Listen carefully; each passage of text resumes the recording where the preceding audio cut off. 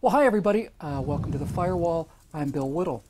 You know, many of my conservative friends and I are active in and big supporters of the Tea Party movement, and many of us seem to share a recurring, very similar experience.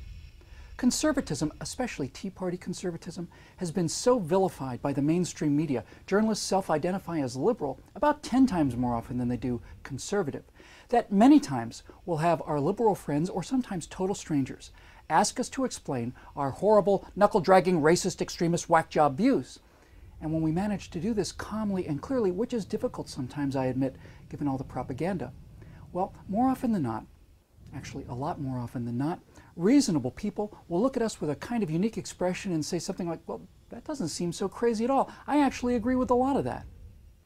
So let's recap for our conservative friends and introduce to our liberal ones some of the key points of what we conservatives, especially Tea Party conservatives, would call our core beliefs. And we'll start with the two biggest ones, small government and free enterprise. Okay, why do we like small government? Well, the first and most important thing you need to know about us is that we don't believe that human nature can fundamentally change. You may not hear this a lot, but when you get down to it, it really is the basis for conservatism in general. We don't think people are perfectible if only they could make the right laws and rules.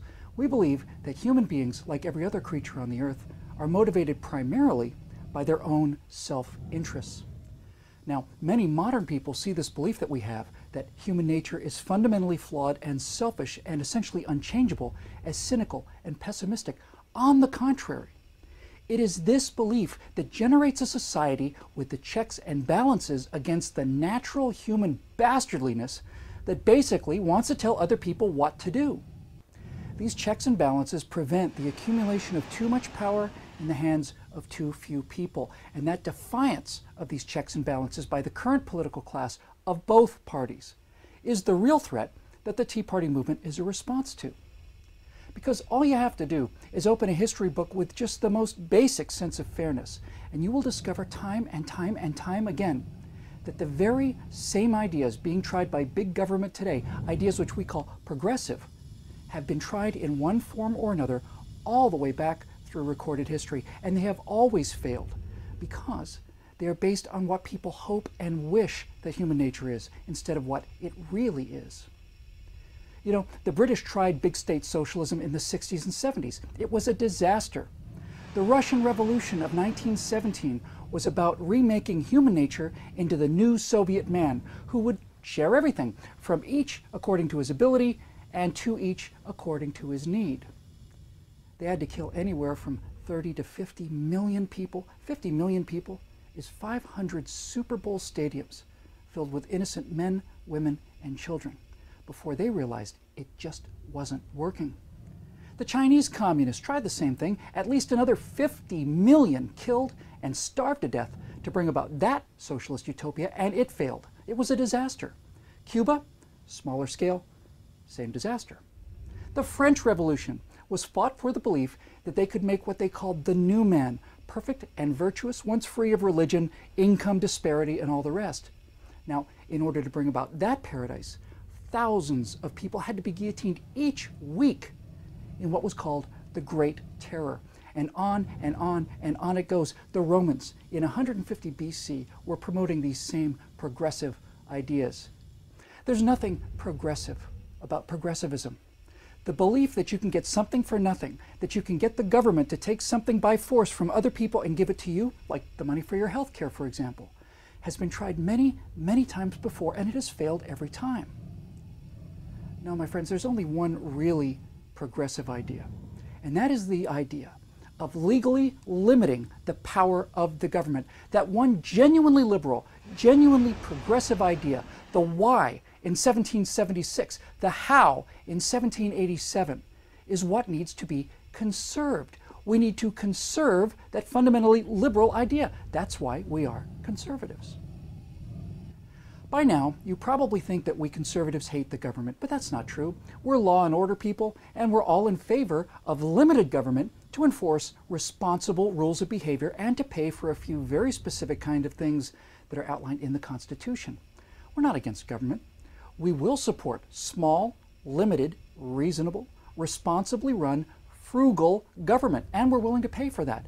What we are against is a giant, all-powerful, all-controlling state that thinks it is entitled to as much of your money as it wants and can make whatever laws it sees fit to impose with or without your consent. We conservatives think that is disgusting and horrifying. You know, even the smallest things that the government touches are fraught with this attitude. Think about it. How often do you, as an American citizen, get to interact directly with your government? Well, you get to do it when you get called for jury duty, when you have to get a passport, say, when you go to the DMV to renew your registration or to take a driving exam, and you get to do it at the post office. How do you feel about those experiences, going to the courtroom or the passport office or the DMV or the post office? Do you feel that the people there are deeply concerned about not wasting any of your time? Do you enjoy the atmosphere? Are you happy with the level of customer service you get from your government? No? Well, too bad for you, buddy. What do they care about these things? Those people aren't going to lose their jobs for being slow or rude. What are you going to do? Go to another DMV? Which brings us to the second major point that we conservatives feel is essential, and that is the liberating power of private business and free enterprise. Far from being the source of all evil, we think that private businesses are far better than big government simply because government can take your money at gunpoint, but businesses have to persuade you. Dealing with a private business is a free will transaction. Let's go back to the DMV example. What do you do if you don't like sitting at the DMV? Well, you can't go to another DMV. There's only one DMV, and that's the one run by the government. You're stuck.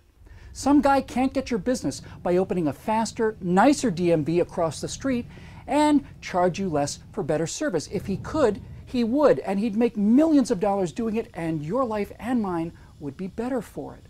Look, again, don't take my word for it. If you don't want to wait in line at the post office, can you go to another post office? Well, these days, yes, you can. And FedEx, UPS, and all the rest have made a ton of money and made our lives better and easier. This miracle is called competition. And we conservatives like competition, not because we're mean and like to hurt puppies, but because of the results. Because the people running those evil, evil businesses know that they have to convince us to give them our money. They can't just take it from us at gunpoint like the noble, well-intentioned government can. And because we give a business our money out of our own free will and can go somewhere else if we're not satisfied, the private sector makes every single transaction of the day better for every one of us. Cleaner, faster, more polite, better service. It's just a difference of philosophy. You know, Nancy Pelosi said recently that we need to raise taxes because Americans want a job bill. Now, just think about that. She wants to take money from the people that make jobs, that would be businesses and investors, and make them take the money that they would have used to open new factories, buy new trucks, and hire new workers, and instead give that money over to the government. Then the government, of course, after buying the Robert Byrd Center for the Performing Arts and all the rest of the kickbacks and earmarks and payola, will then take that trickle, all that's left of that once mighty river of private money, and spend it on shovel-ready projects that nobody really wants, where a $50 million project ends up hiring, let's say, 30 people. Isn't it better to just let people keep more of their own money, to wisely grow their own companies for the selfish and greedy reason that they'd like to be better off themselves? Doesn't that make more sense? Makes more sense to me. When it's all said and done, it's just that and nothing more. That's the Tea Party philosophy.